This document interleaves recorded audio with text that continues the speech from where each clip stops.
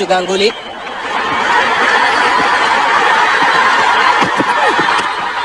Ken walking up a bit of pace there. That's hit Gangoli. He's in trouble here. He's down on the ground. Now did I hit him straight on the stomach? On his hand, one doesn't know. Probably even the hip bone. There's no doubt about the fact that he's down and out for the count. That was a quick ball from Shoib Akhtar. Yes, Shoib put in a little bit extra there. Bent his back and it just took off from just short of good length. A real rib roaster that.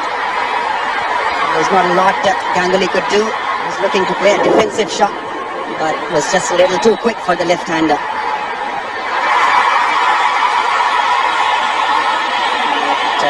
He's in pain definitely. Walking off slowly. That's a wise thing to do. Maybe go for an X-ray or even ice that area to relieve some pain. Let's hope it's not too serious.